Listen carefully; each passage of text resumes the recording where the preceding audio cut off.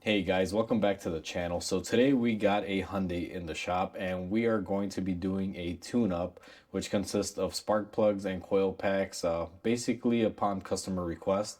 So let's go ahead and get started. So where you want to begin is basically remove this engine cover. I don't know why they use these. These are not really useful. They don't do anything. They just make the engine a little prettier. I don't like them because they kind of hold heat inside the engine, kind of make stuff get hot. Primarily these coil packs, as you can see, they're covered up by that. So what you want to do here now is you got to remove the coil packs. Okay, so the next step, you're gonna need something to kind of like pull on it and poke on this connector. I'm gonna use my pocket knife. So what you're gonna want to basically do is you're gonna want to grab this gray tab and you just want to push up on them. These have a lock mechanism on here. Just be careful, don't cut any wires when you're doing this, guys.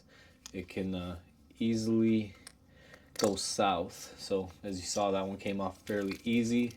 These other ones should come off fairly easy here too. Let me just push this tab down. There we go. So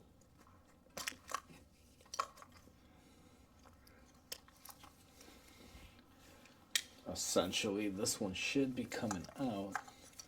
Let me poke it through. Alright guys, so that's basically how you disconnect the coils. Once you disconnect the coils, you're going to want to take your wires, and I just kind of put them to the side. Now we're getting new coil packs, so we're going to go ahead and dispose of these. Normally I would mark them, not that it matters, but I normally like putting them back where they came from just in case there's an issue later on. If you're dealing with a misfire and you're doing this, you're going to want to make sure you mark where each coil went just to make sure that your problem is resolved. Because if you, let's say, replaced your spark plugs for a misfire and then you mix these up, put them everywhere, and then you have another misfire in a different cylinder, you'll never know if it was that coil pack or not. But if you keep it in the same place, if you had a misfire on cylinder number one, you do your spark plugs and you put everything back the way it was, and you still have a misfire on number one, then you should know that it could possibly be a coil. So basically, don't make the problem move around, essentially. Okay, so after the coil packs have been removed, the next stage in this process is to basically remove the spark plugs. Now, the way I do this, and don't judge me for this, guys, is I use my impact to remove them, but that's only to remove. When I put them back, I do torque them down. So once I have them all loosened, I have a magnetic bit here that basically will pull up the spark plug. So let me just grab all of these.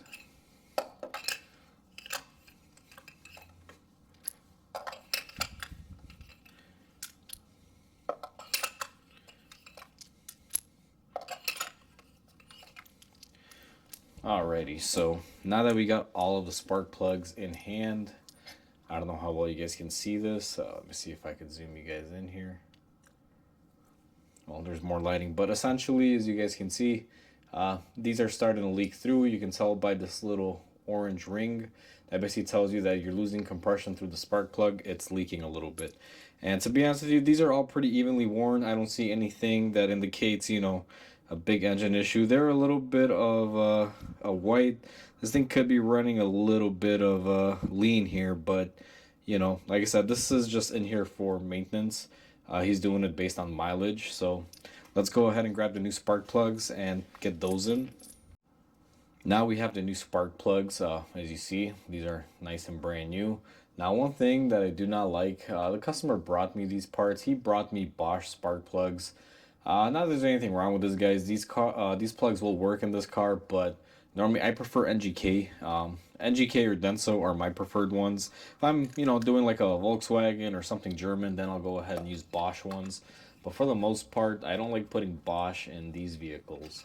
I don't think there's anything wrong with it. It's just my preference. I just don't like mix matching parts. It's kind of like you can go buy AC Delco parts for any car out there, essentially. But to me, that's just kind of weird. Why American Chevy supplier would make parts for Korean cars and things like that. So I just kind of tend to stay with what cars come with and try to do the best. But to me, it's just a little off-putting, Bosch inside of one of these. So I went ahead and I got my spark plugs in there. So what I'm gonna do is go ahead and tighten them now. I'm just gonna use this to lightly set them into place. I'm not gonna impact them. Basically, you guys can see just until they stop. This is just so I save my hands from ratcheting non-stop here. So I'm not going full blast on the gun, guys. You guys want to be very careful. You do not want to install these with the impact. Clearly I'm doing this just to push them.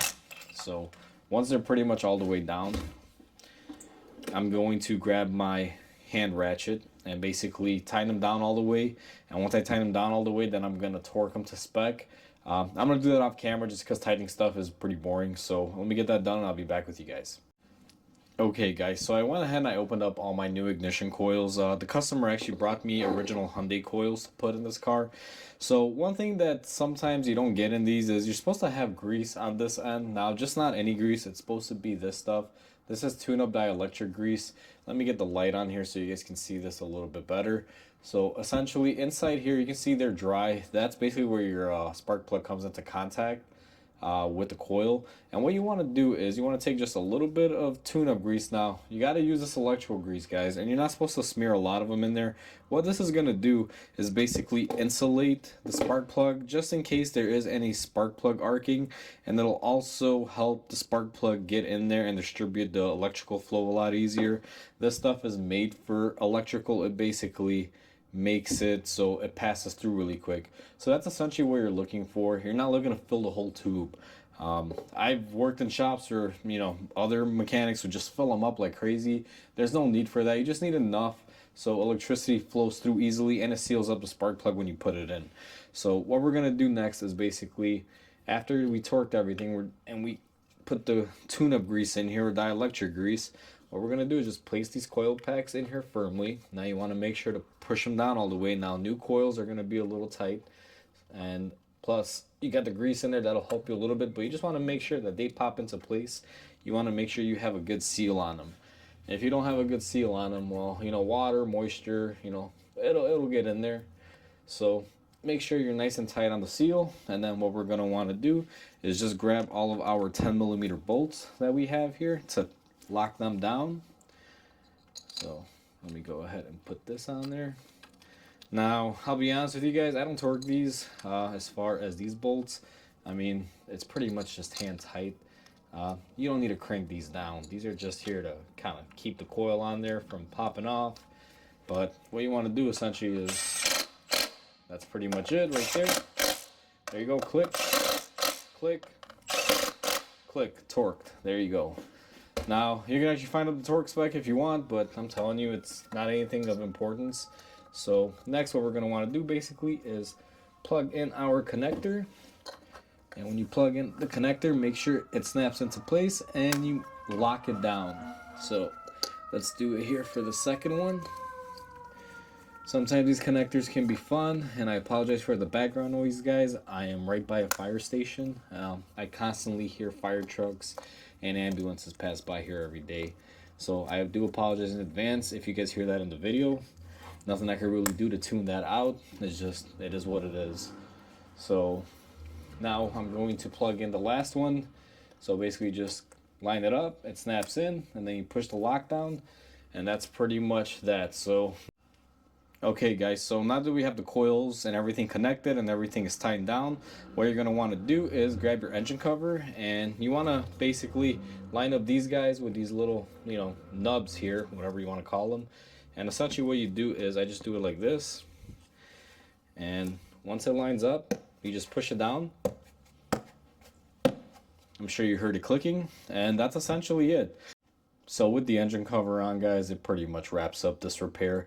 Now, I had scanned this vehicle before it came in for any check engine lights. So what I'm going to do is turn the car on, let it run for a little bit. I'm going to rescan it, make sure I don't have any codes or any lights on. And once that checks out, this car is basically done and it's ready to ship out. So if you guys like my content, please comment, like, and subscribe. And I'll catch you guys in the next repair. Until then, you guys have a great day.